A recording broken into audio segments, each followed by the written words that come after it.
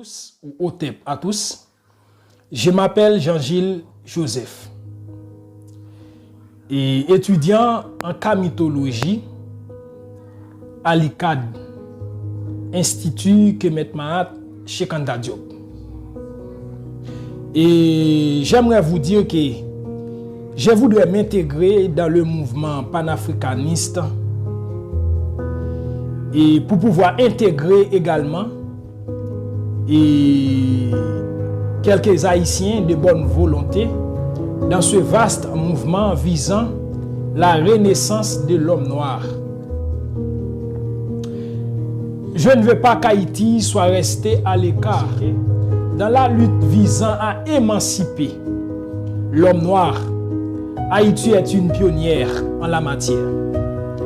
Et c'est pour cela que nous voulons faire connaître Haïti à l'Afrique et faire connaître l'Afrique à Haïti. Il faut dire que dans la réalisation du projet de l'État fédéral africain, je pense qu'Haïti en aucun cas ne peut être écarté. Et pour beaucoup d'Haïtiens, ils sont en Amérique, ils n'ont rien à voir à ce qui se passe en Afrique. Et il faut dire que ces Haïtiens sont dans l'erreur. Et comme le dit Marquis Garvey,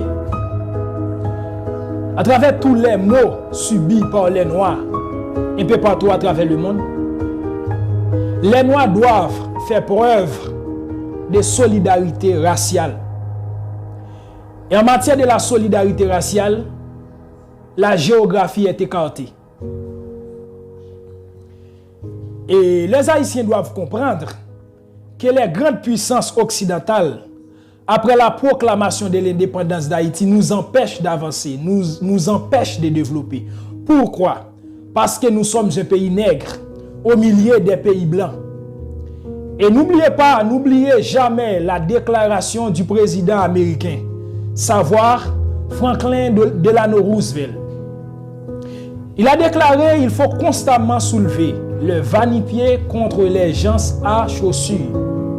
Et il a dit que c'est le seul moyen pour nous de bloquer ce pays des nègres qui a pris son indépendance par les armes. C'est ce que nous devons comprendre. Les États-Unis d'Amérique ne nous laisseront jamais avancer. Car nous avons une dette à payer. Et c'est pour cette raison, nous les Haïtiens, nous devons apporter de la Fédération africaine. Et nous autres Haïtiens en Amérique, nous devons être une satellite de la dite fédération. De telle sorte que toucher un pays de la fédération, c'est toucher tous les autres pays. Et sans cela, nous resterons faibles et nous resterons pauvres. Nous, les pays nègres.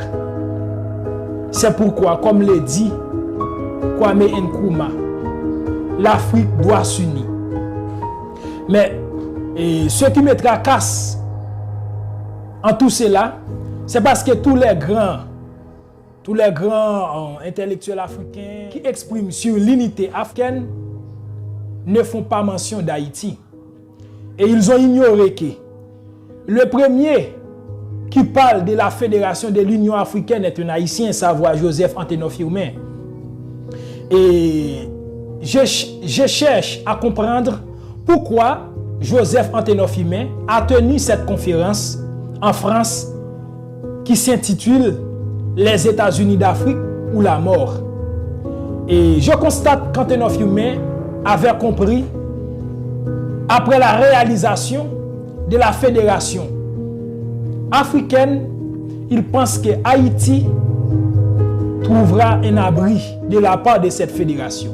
Et c'est pour cette raison, nous les Haïtiens, Haïti ne doit pas être écarté de ce projet de fédération.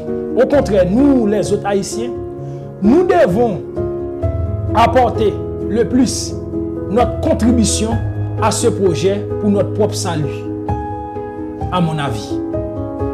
Donc, Et nous allons terminer ici avec la partie bibliographique. Et dans les parties précédentes, et vous n'avez pas vu mon image. Et aujourd'hui, une vidéo à propos. Maintenant, nous allons énumérer quelques documents qui vous seront utiles et de la connaissance, pour la connaissance historique d'Haïti.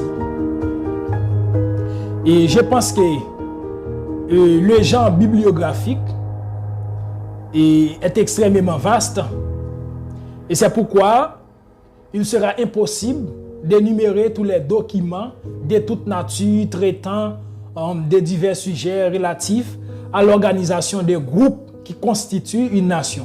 Il y a trop de variétés de la constitution d'une nation.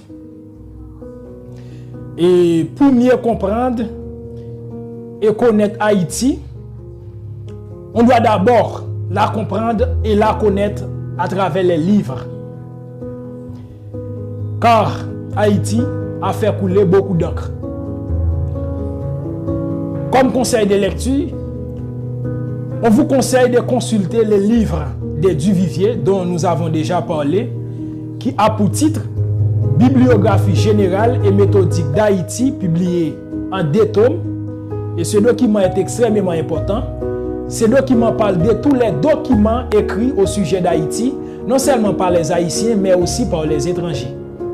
Et ce document attire l'attention de beaucoup d'intellectuels haïtiens.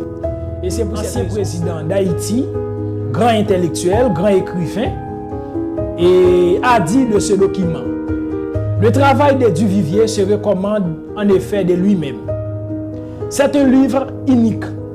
Et ce livre, sans phrase et sans littérature, est le livre haïtien le plus considérable qui ait jamais été publié. Ça, c'est une déclaration convaincante d'Esténio Vincent, qui a vu l'importance de ce document. Et c'est vrai, c'est extrêmement important. Donc, on peut consulter également les 8 tomes d'histoire de Thomas Madiou. Et à mon avis, il est le premier historien le mieux documenté de toute la Caraïbe. Et ses ouvrages, non seulement sont inévitables dans la connaissance historique d'Haïti, mais bien dans celle de toute la Caraïbe. Il était haïtien de naissance, mulâtre haïtien. Et dans les documents de Thomas Madiou, il y a une chose à éviter. Et à mon avis, c'est une seule. Et ce que nous devons éviter est que Madiou a pris une position dans les rapports des documents historiques.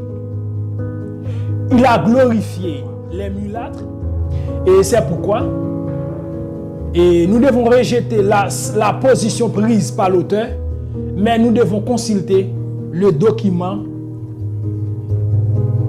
pour la vaste documentation qui est extrêmement utile pour la connaissance historique de ce pays. Ensuite, on peut consulter ce document en ce qui a trait à la littérature. Et ce document, c'est bien Bibliographie des études luthériennes haïtiennes de 1804 à 1984. Et ce document a été écrit par Léon François Hoffman, et c'est un spécialiste dans l'étude haïtienne, et il est de nationalité française. Et son livre est extrêmement important pour la connaissance d'Haïti.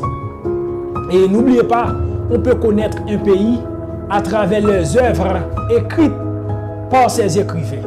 Et c'est pour cette raison que nous devons consulter ce document. Et en ce qui a trait à l'administration, aux documents juridiques, et on peut consulter ce document, Dictionnaire géographique et administratif universel d'Haïti, ou Guide général en Haïti, écrit par Saint-Mexan Rouzier. Et ce livre est obligatoire pour la connaissance historique d'Haïti. Et c'est une connaissance pratique, qu'on peut dire, c'est une connaissance pratique. Et il parle de tous les liens historiques les plus remarquables du pays. Et ensuite, il parle de tous les lieux où se trouvent les mines et autres. Et il y a une chose qui est extrêmement importante dans ce document. Il cite les travaux effectués depuis du temps de la colonie, des travaux effectués sur la question des mines depuis du temps de la colonie. Et il faut dire que ce document est extrêmement important pour la connaissance d'Haïti. Tous les hommes qui font de la politique en Haïti devraient connaître ce document pour connaître les lieux où se trouvent les mines, pour pouvoir prendre la défense des patrimoines naturels du pays. Donc, enfin, il faut consulter le livre d'un des plus grands ennemis des hommes noirs, savoir Moreau de Saint-Méry. Son ouvrage, non parce qu'il était un ennemi des Noirs, mais parce que son livre contient beaucoup de renseignements, beaucoup de documents historiques et qui seront très utiles pour la connaissance physique de l'île d'Haïti. Et ce document a pour titre description topographique, physique, civile, politique et historique de la partie française de l'île Saint-Domingue. Il est impossible de connaître et comprendre la formation de mœurs des Haïtiens et la diversité des ethnies venues d'Afrique qui composent ce peuple sans consulter les documents des Moreau de Saint-Méry. C'est ça? Donc voilà, et c'est tout pour aujourd'hui. On a terminé ici la partie bibliographique. Très bientôt, on passera à la partie historique. Et si vous n'êtes pas encore abonné, n'oubliez pas de vous abonner, liker, commenter, partager pour encourager le travail.